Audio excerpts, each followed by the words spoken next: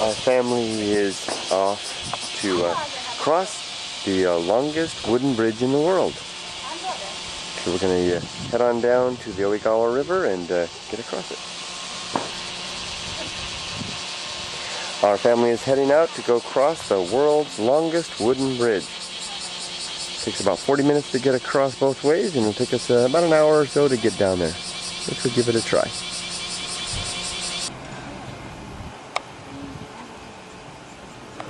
Well, we're in the Oigawa area now, and we're going to begin our day with a tour of the Green Tea Museum. We've come here because Emily needs to do this for her schoolwork for her summer vacation.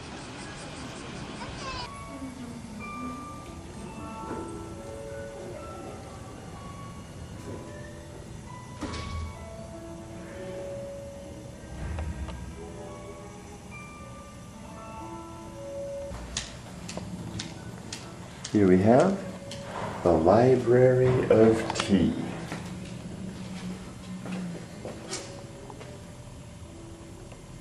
An extensive collection of works of information all about tea.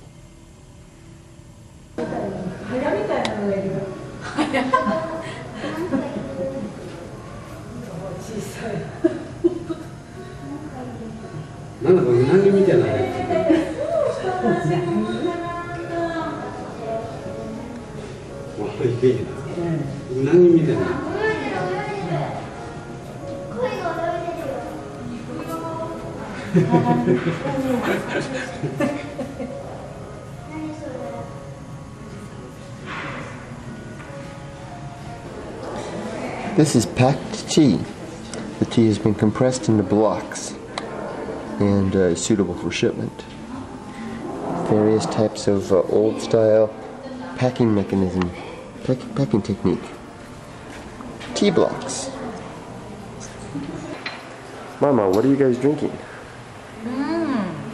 Mint tea. Mint tea? Yeah, it's a Chinese tea mixed with mint and sugar. Mint and sugar. And they give this to us to welcome us. Welcome tea. Welcome tea. Welcome tea. Let's give it a try.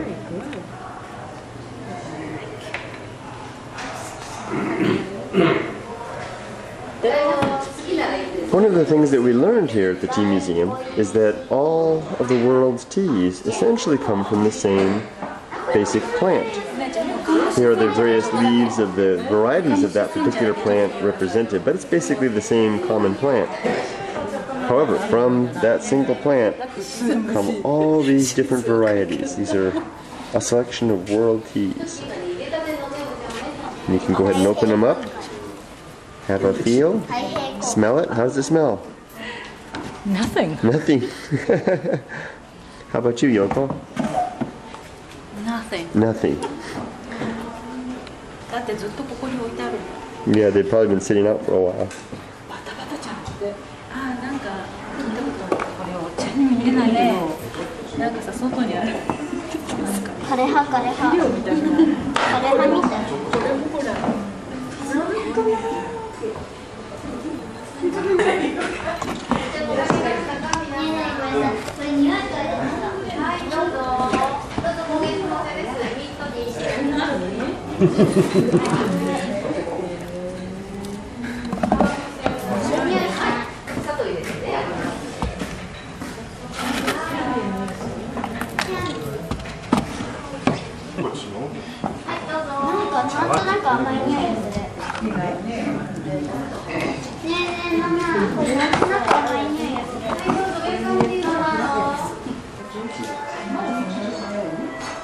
And here we are in a Chinese tea shop.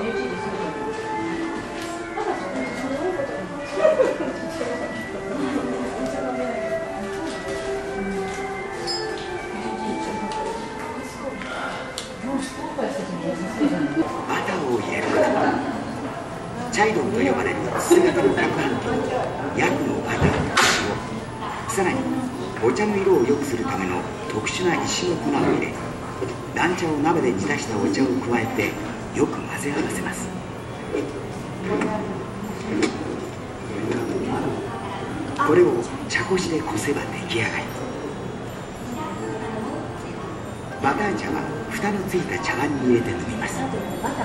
高知で暮らすチベット族にとってバターの入ったお茶は栄養補給のために欠かせない。 This large tree is a replica of what a tea plant can grow into if allowed to grow to full size. So tea plants can actually be trees, or at least tree-looking big plants. 急速に発達し、大正時代には労力を使用した工場が登場しました。複雑な機械もその仕組みは人間の手の動きを元にしています。お茶師の技は今も生きているのです。茶産地の中心として製茶の近代化に取り組んだ牧之原周辺には現在でも製茶機械メーカーが集中しています。明治の新しい時代とともに輸出産業としての茶に目を向け、士族や川の市民族たちが切り開いた広大な茶園、近代化に努めた発明家たちの先見の明、そして見事な経営戦略、さまざまな人々の努力の結果、見渡す限りの大茶園がまた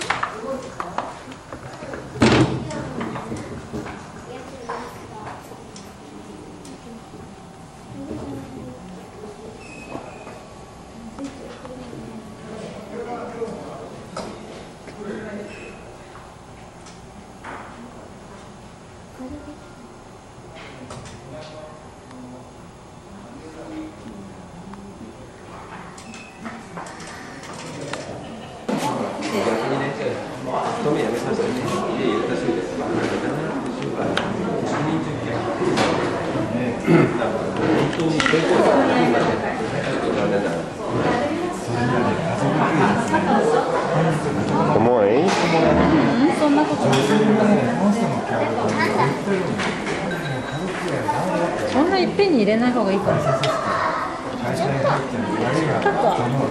あ入れちゃえ。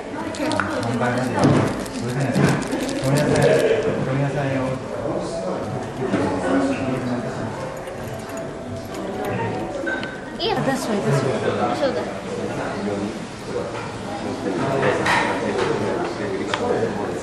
Good job, Amy. Is it heavy?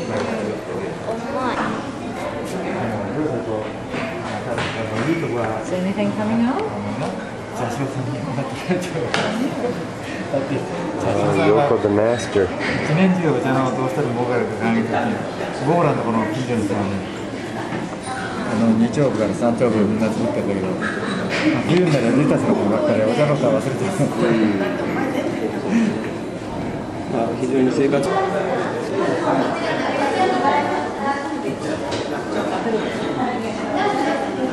How's it coming, Papa? It's getting there slowly. You can see the powder coming out. Yeah. Oh yeah.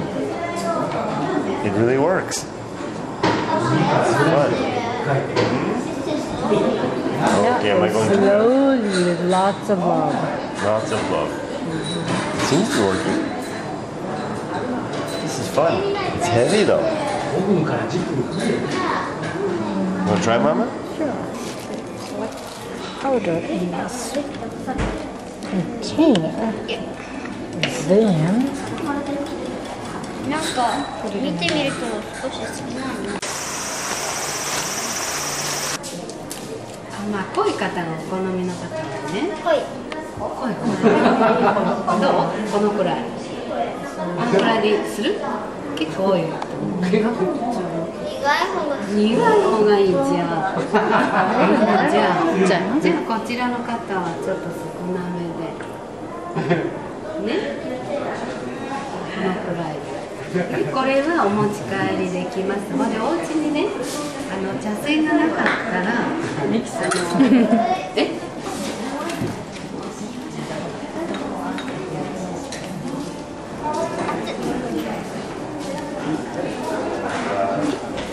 やり方し上を気をつけてくださいね、こちらの方ね。はい。ここへ手を添えて、そう、こうしてパパの方に小刻みに。朝に習ったけど一番下手だった。Oh, you're doing good, Amy.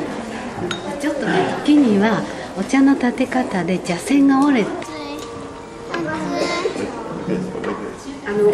温度がね冷めると泡が立たなくなりますのでね、手早く作ってください。Put some cold water in? Some cold water?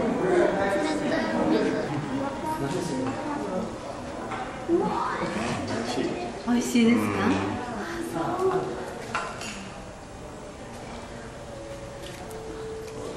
美味しい。Is it good? 抹茶、そう。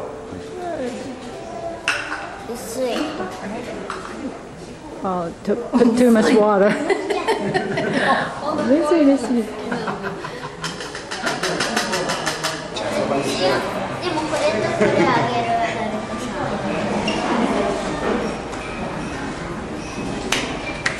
ん。何やってんのよ、後輩なの。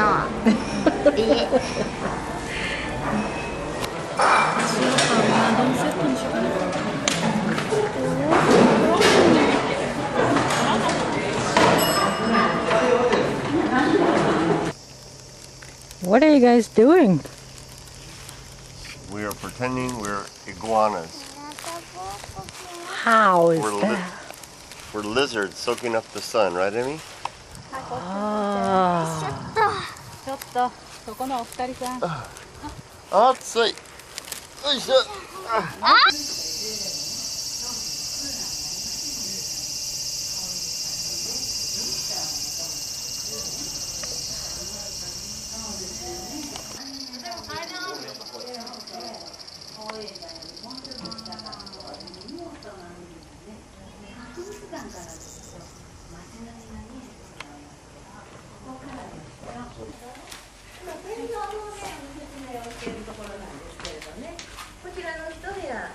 上の天井に段がついておりますでしょ。こちらの方に移っていただきますと、もう一段ぐっと高くなってます。これは遠近法を使った天井の作り方で、入ってきた時ですね、そういう効果がある。どんどん天井が高くいってるので、こう入ってきた時にこういうふうな感じで、こちらの方から見た時に、まあここの昼組の下のこの部分ね、炉が切ってあって、こういったこれがね、カラハウという丸みを帯びた屋根ですね。でもう一箇所ご覧いただきます。こちらへどうぞ。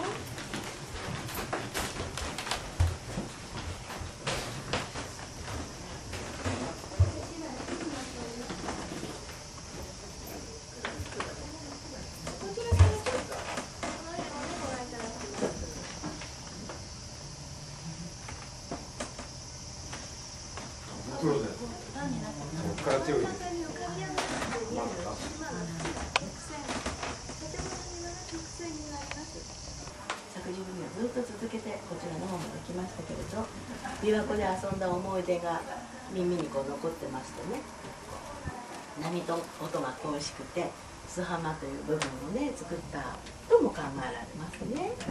で追地弁の向こうに入りますと富士山が見えるんですが、今日見えないんですけれども、そこに一つ入り口が開いております。でもう一つ向こうに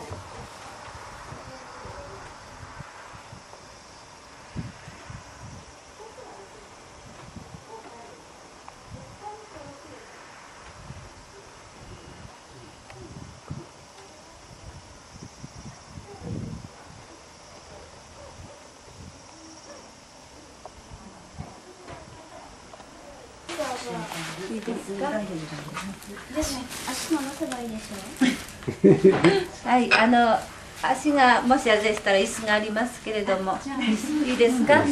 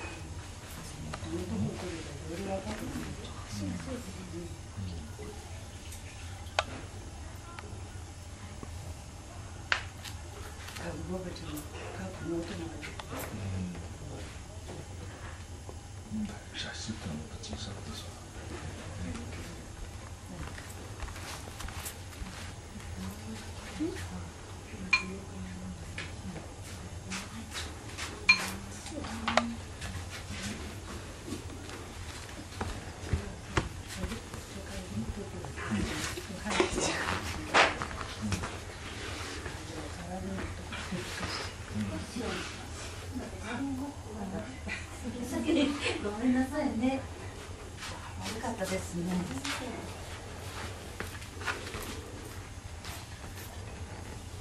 後ですけれどもね、写真見ますので。どうぞ。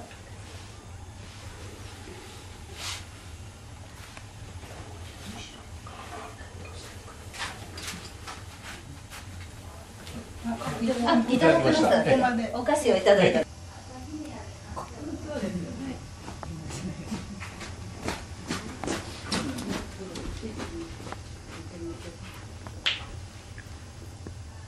どう？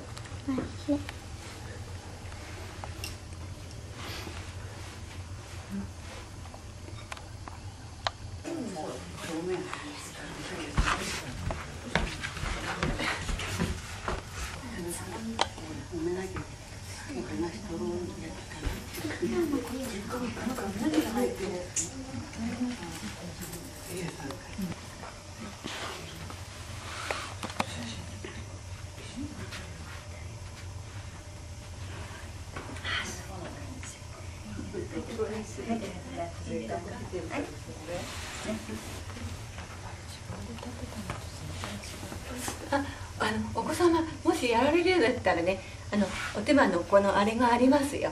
やってみます？さっきやりました。博物館でやってみたんです。あ、このお抹茶の、あ、そうですか。あ、抹茶体験やられました。ホテルでもできますけど、全然やりたい。ね、あ、そうじゃあやってみて今じゃあ持ってきますんだ。ね、あ、やってみればいいですよ。こんなきなこ。お湯の温度もあるんですよね。お抹茶のね、微妙な加減でね、このこうしてそうじゃない時もあるんですよ。なかなかこれが難しいですよね。ごちそうさまでした。ありがとうございます。すみませんね。失礼いたします。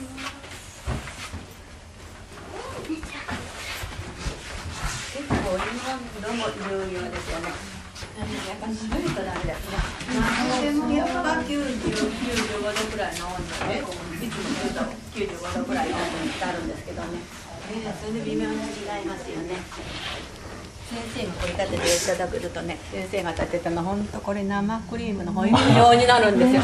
まだまだ私たちは勉強不足で申し訳ない。ちょっと暑いかな、ごめんね、ちょっと暑いかもしれないからね。暑いからだからこれ下引いてね、こうしてやる。こっちが暑いからね。はい、どうぞ。これやって、じゃあおばさんもやってみますね。こうしてね、最初お湯とお抹茶をこうして混ぜるような気持ちでね、そう、それでこうね、縦にこのね、ここがちょっとね、疲れるくらいこうして一心不乱って言うけど、そういう感じね。そう、縦にね。それでずーっとね、このね、お茶碗の底をずーっとやっててもね、立たないんですよ。だんだんね、最初はこうやってやって、だんだんこうやって浮かすんですよね。じゃあ、そう、こう、なんつうかしら。そう、あ、上手じゃん。ね。頑張ってね。熱飛んだ。熱いでしょ。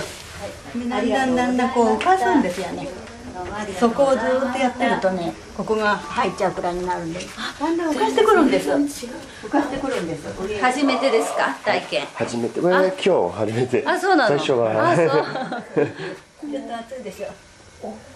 泡が細かくならないですね。だんだんね、やっぱそれが何回かやってるうちになりますよ。ブラブラして手が疲れてきたんですよ。だんだんだん浮かしてね。大きいな。浮かしてね。大きい泡はね、上だけこうすればね、そう、こう。ちっちゃくなります。かなり浮かすんですよ、最後の方は。上の方。本当に。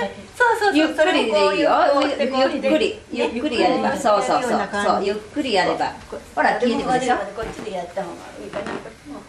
だから、ね、こう。やってみて。すごいね、ほら、綺麗ね。ゆっくりやればね、なってきましたよ。なってきたよね。ああ、綺麗になってきました。そう。ね、よかったね。もっと上だけこうやる。ゆっくりやってればね。そう。あ、いいよ。なりましたじゃん。あ、綺麗になったじゃない、ほら。あ、いい。はい、いただいてください。ね、ちょっと暑いかな。ね。ああ、そういうちょっと暑いかもしれない。ね、せっかく自分で撮ってるんだから、そっちをね、もうちょっと置いて飲んでみた方が綺麗な顔していますよね。すごい。可愛い。綺麗な顔してる。あ、上手じゃないの。暑い。もっとそこ。じゃあこれ聞いて飲め。これ聞いて飲めば。ね、そうそうそうそう。手を下に。じゃああげて。もういい？はい。もう一杯どう？もっとよかったらどうですか？ちょっともうこっちの方が冷めましたけど、よかったらどうぞどうぞ。ありがとう。大サービスですね。エミ、おいしい？これ流儀によってね違いますのでね。表線機はグリーンが見えるのね。だけど裏線機ですので、裏線機はこういうふうに綺麗にクリーミーに立てます。はい、流儀によって違うんです。自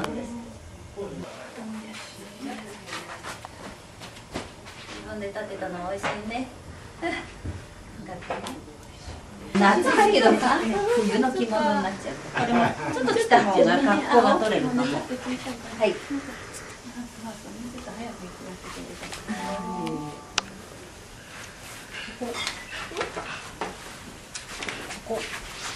ここ入れちゃう。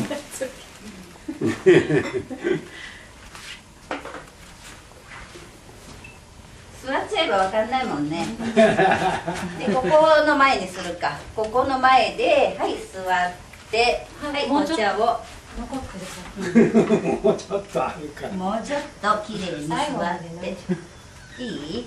よし、はい、はい、お茶碗持って。はい、はい、写真撮って。はい、こっちから。ちょっと顔出した方がいいと思うよ、ちょっと。そう、そのくらいに、そのくらい。このくらいにしといて顔ちょっと開けて。はい、そうそうそう。はい、いいですか。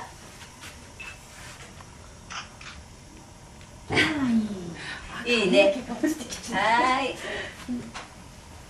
はい。美味しかった。はい、よかったね。かわいいよ。かわいい。はい。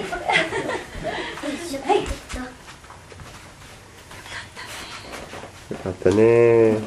すごい。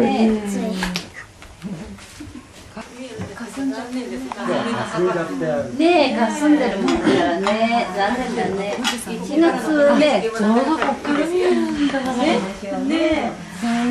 風がすごいね。汗になっちゃうから飲みなもん。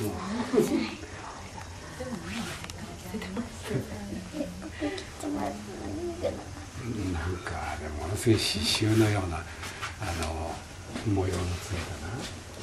たくさん吊るされたんだよ。ここにどうぞ入ってください。床の間がありますので、下座床で。涼しい。ここも小さいお茶室。で、刀掛けがあそこに侍があそこに刀をかけてね、ここからね、入ってくるの。ここにね。はい。これはね。ここから入ってくる。ここから入ってくる。頭をね、低くしてね、偉い殿様もね、家来も同じ身分でこう入ってくるの、ここ。ここだけは。ね。ね。こういうふうにね、利休さんがね、平等にって、偉い人もね、偉くない人も平等にっていうことで。頭を低くしてここから入ってきて。ねえ。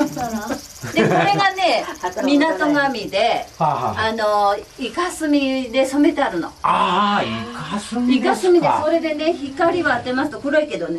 紫色に見えるんだよね。ね。好きですね。本当？あれは紙？This is paper？ 消息の手紙ね、この裏に貼ってこの壁を守るためにこの貼るのね、こういうの。壁を。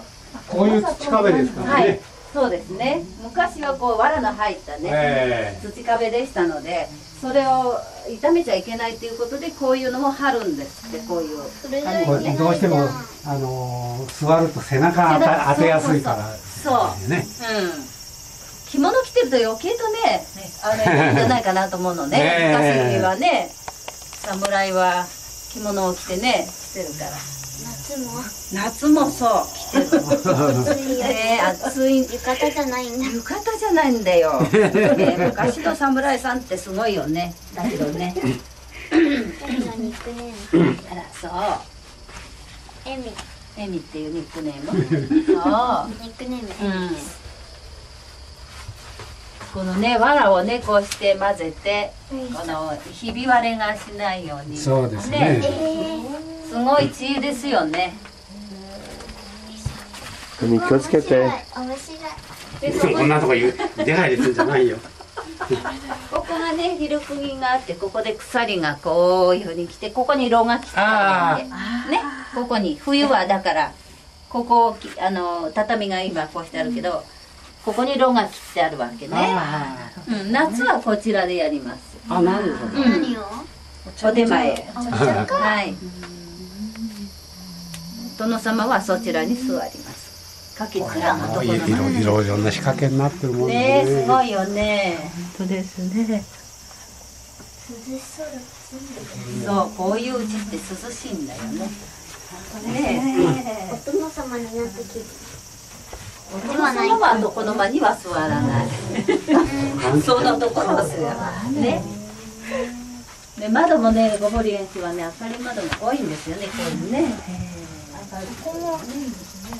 ここがね、ここも開くのね。天窓ね。すごいよね。だからちょっと斜めになってるもんだから広く感じる。そうですね。これ一枚の天井ですとね。圧迫感がありますよね。低いしだから。ね、それでね、すごく違うんですね。そうですよね。こういう知恵がすごいよね、昔は。ありがとうよと。自然を生かして気分するからね、全て今は何でもあるものだからね、自在に何でもできちゃうけれども普通の押し入れだと思ってたね。物置みたいだね。みたいだったね。なんかここにも使いにありがとうございました。面白かった。すみません。本当に面白い。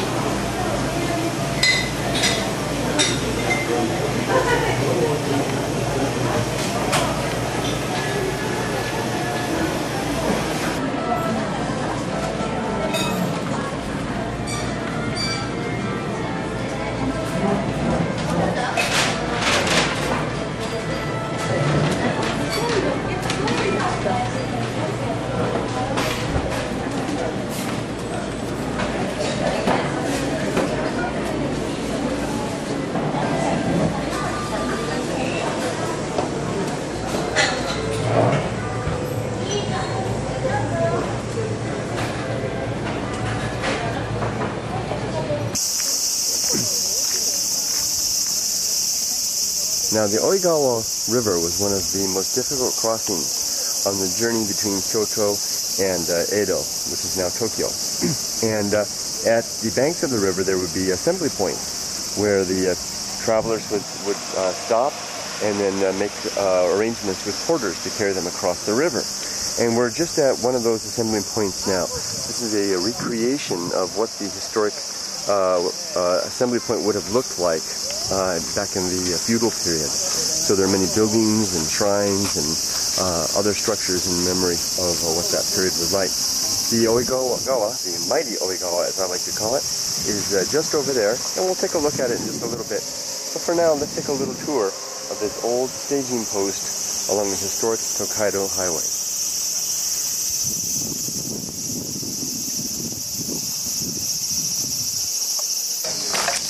What is it? What is it? 知らない。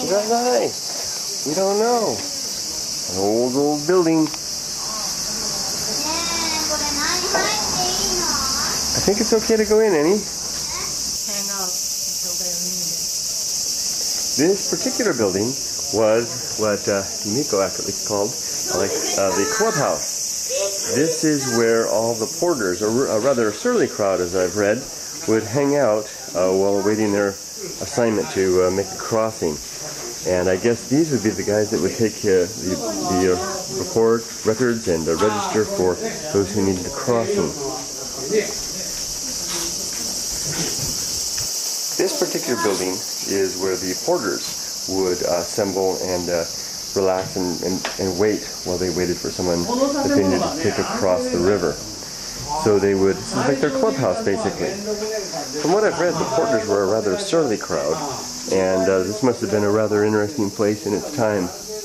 Here we have many of the palanquins, I'm not saying that right, the litters that they would carry across the river. I guess several men on each of these planks carrying the rider there. Likewise here, various ladders. I don't know what those are for. Oh, that's to carry people. To carry people? Mm-hmm. More like common people. The people would ride on the ladders and they would hold them? Two people on each end. No kidding. So the commoners would ride on these, and then there would be a man on the front and a man on the back to carry them about. What are the flags for? That says Oigawa, right? Oigawa, yes. Yeah, it's just the name of the river. That must be for really important person. I think so. This litter was probably for someone very important. It would take a lot of men to carry this across. そうそうそう。これでね、後で誘うのね、こっちにあるので、これぐらいの金の深さでね、これがね、これぐらいの金の深さで、時は Probably at least 8 or more men to carry this across. Although it looks like they could do it in two ways. They could either carry them on these beams here, or just the litter bearing from the shoulders there. But that would be... Wakatta.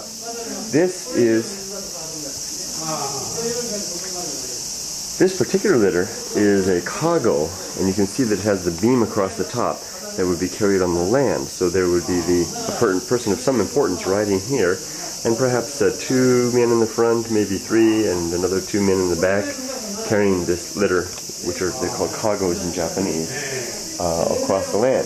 And when it came to the river, they could then place it on this platform here, which could be carried by multiple people, probably as many as 8 or more, front and back. So a nice way to convert a land-based palanquin, or kago, I can't say that word right, land-based litter into a river-based carrying litter. Very interesting.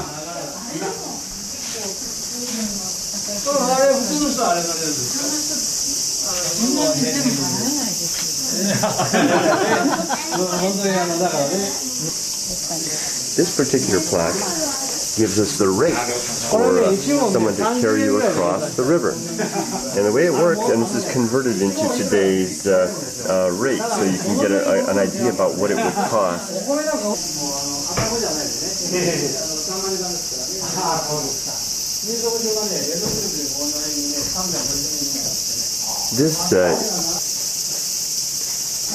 This very interesting plaque gives us an idea of the rate that the porters would have charged to carry someone across the Oigawa River.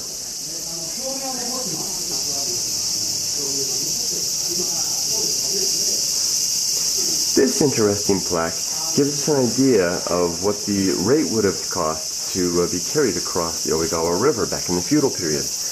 The actual rates have been changed to today's numbers to give us an idea. Now the cost would have been dependent upon the level of the water. If the level of the water was just above your, about at your thighs, the cost would have been about 1,440 yen. That's about $14 US. If it was up to your groin, 1560. Up to your navel, about 2,000 yen, about $20 to get across. Now this is just for someone to carry you across on their shoulder. Up to your little higher, 2,340, and up to your armpits, 2,820 yen to be carried across. So that would have been if someone bore you on their shoulder, similar to this image right here. Now, if you wanted to be carried across on an actual litter, the cheapest litter that you could be carried on was this one right here.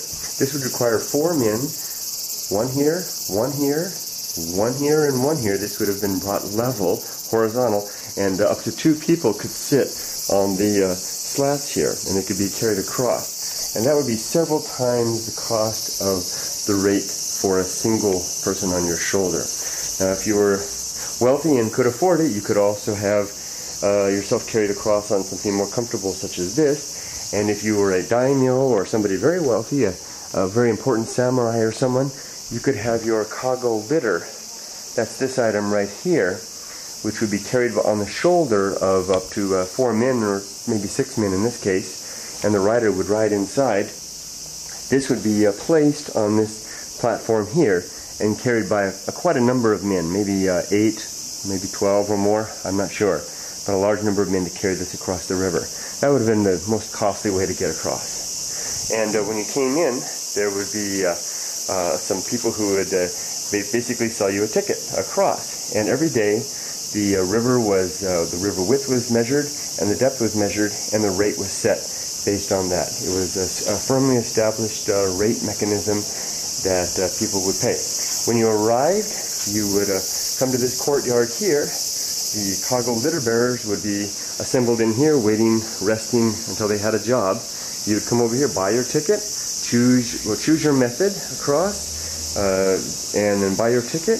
You would be assigned your litter bearers, and off you would go. The river is up this way, and across the river you would go. That's how it worked.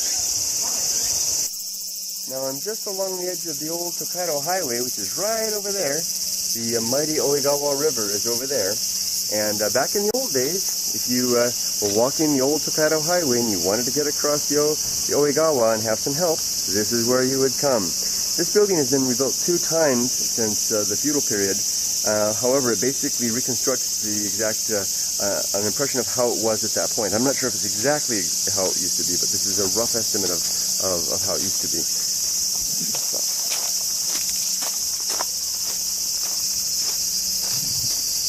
Well, this road right here is the old Tokaido Highway, and the mighty Oigawa River is right over there. Now, if you were a traveler on the old Tokaido Highway back in the feudal period, and you wanted some help to get across the river, you would drop by this building. This building is where the porters who would carry people across the river would gather and wait to receive their passengers. You would come over here, drop off your goods here in this courtyard, and climb these steps and buy a ticket, and then a porter would be assigned to help you across. Let's go inside and have a look. Here we are on a stretch of the old Tokaido Highway leading to the portage of the Oigawa River.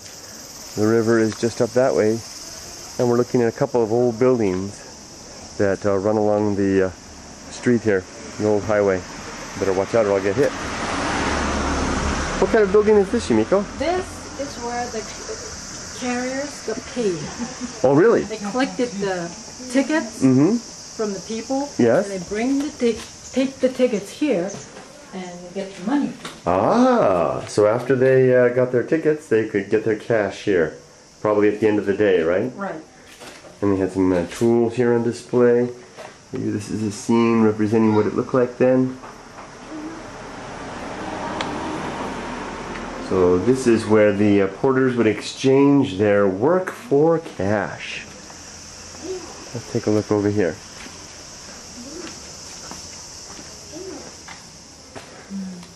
Very dark. Ooh, look at this old kamigana. What do you see in there? Oh, sorry, kid.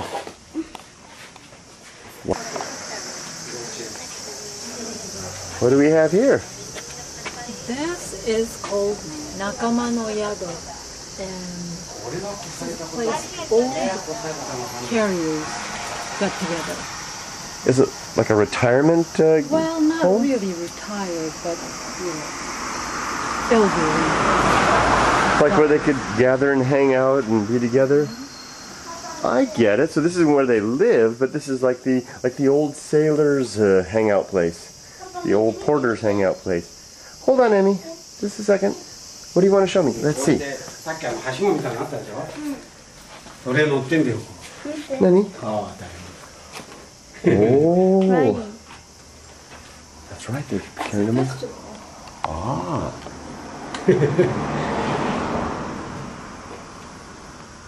Ah, Kato-chan pet. ハトちゃんだ、本当。Many miles in those. I hear that they would replace them every day, that the inns would give them new sandals, new waraji, at the beginning of every day. Yeah. 持ったもんかな。35キロ。 Now this building, which is next door to the payment office, this is where the old retired porters would gather and spend their time. So they had completed their lives as porters. They were basically old men at this point, and they would live somewhere else, but they would gather here and spend their days among the folks, the other fellow workers that they had spent their working lives with. A nice, comfortable, homey environment for them to spend their golden years. Not a bad way to end up, I'd say.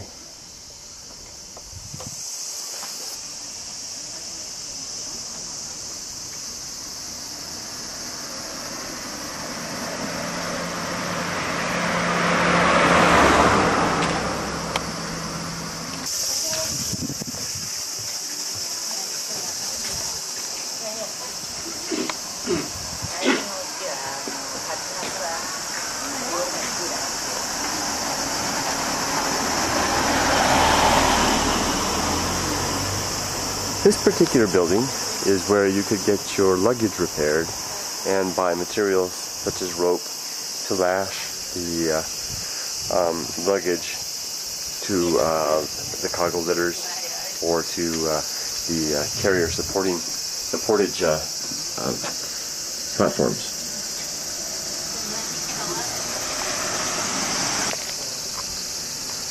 Now the way this system worked as regards the porters is that there were 10 different groups of porters, 10 porter houses, if you will. And each of the porter houses would have an actual structure here along this road. That would be their house. And when the porters were not on duty, when they were resting, they would come to this house and hang out and relax with their friends. Now each of the houses had a number. Apparently this was number 7, or number 3 actually. You can see the number here. This is the number 3 house. And the house across the way there, that was the number 7 house, or number 10 house. And this would be the inside of the house. Honto, oshiri. Oh, there he is. Hello, I'd like to go across the Oigawa.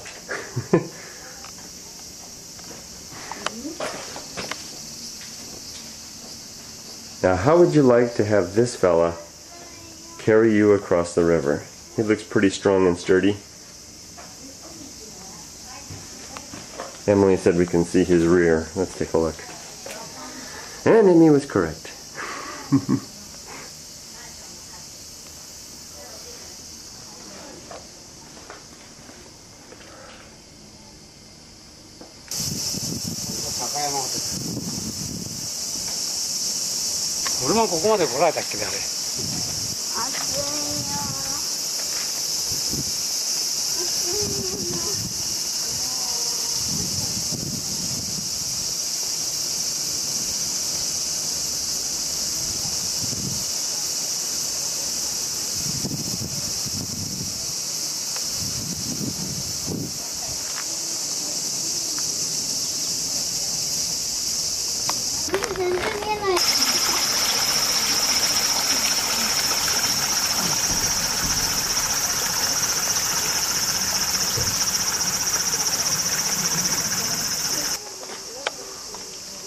Here's the number 2 house, which, as you can see, is actually somebody's house. It's actually the home of this old woman over here.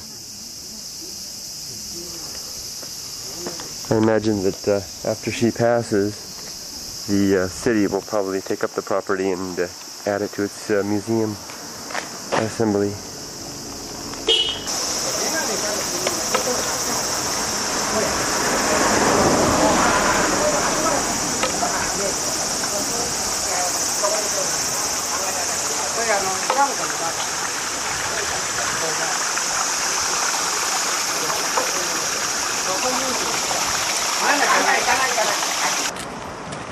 Now we're on our way to cross the world's longest wooden bridge, which crosses the mighty Oigawa River.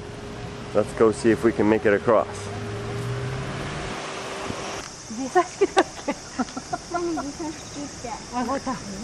We have a green light to cross the Oigawa River.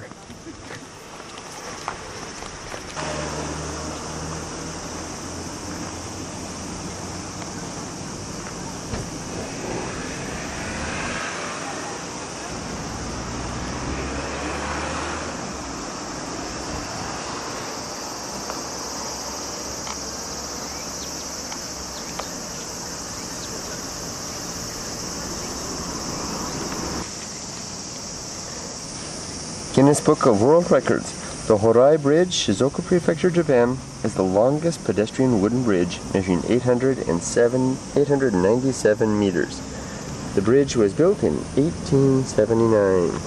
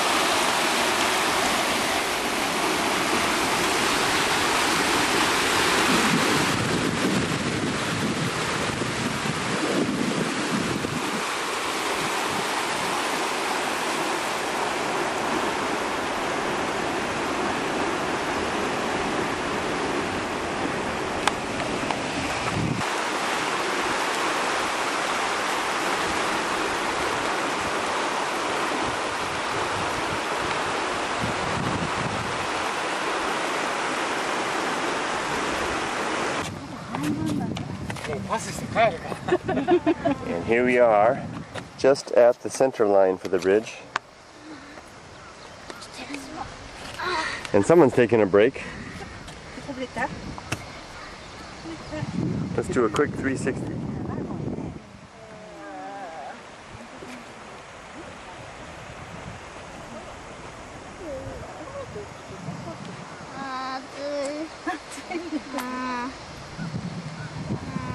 One casualty.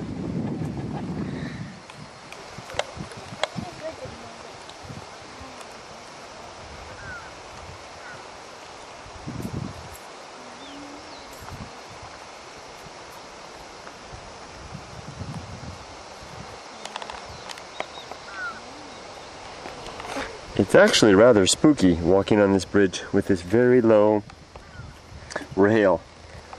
You get a little vertigo walking close to the edge here. A little spooky.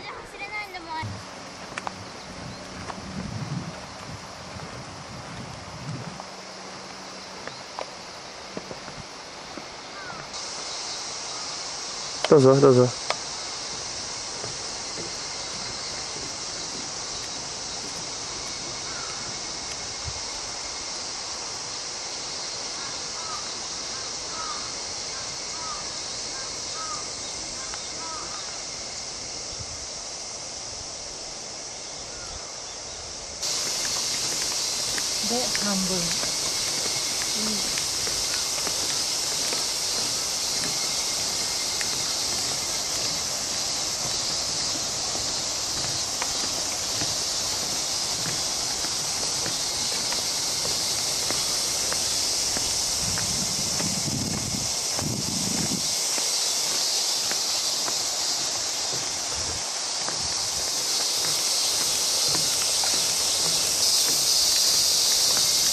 Almost there.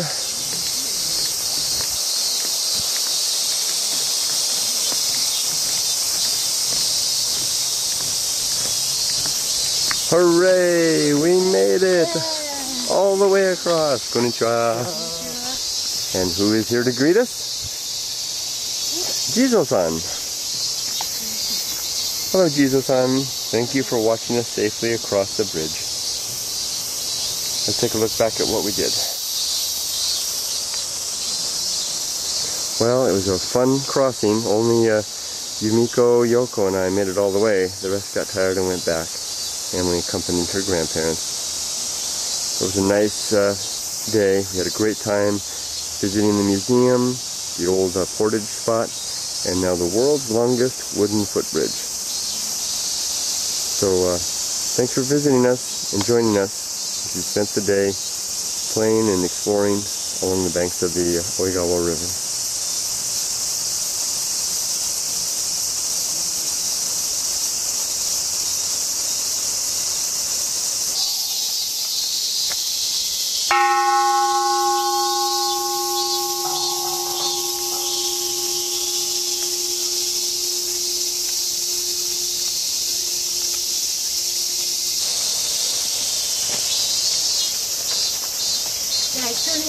Hi. Ready? Oh, go in. We were big spenders, we are. Ready? Ready? All right. Okay, guys. How shall I cross the river? I want to do something different that maybe no one else has done. How should I cross? Have an idea. Skip all the way across. Skip all the way across? That's a challenge? Okay, here we go. Bye. Bye.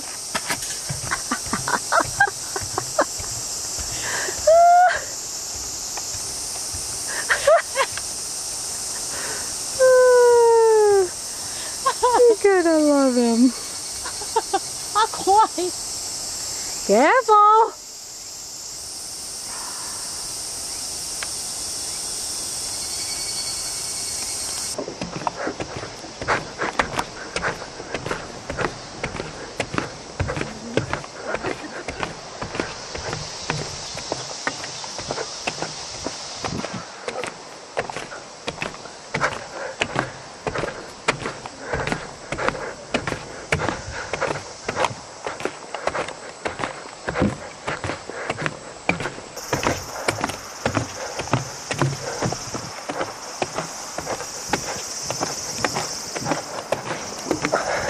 Almost made it.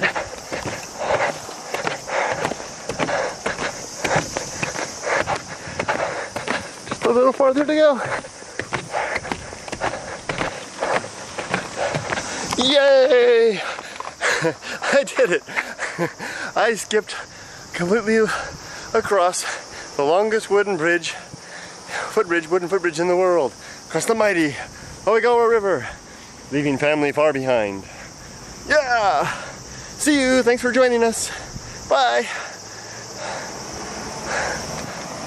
Yamabushi, the Tengu Yamabushi, the warrior Yamabushi, and the real-life Yamabushi or warrior priests that lived here in Japan in the old days up in the mountains.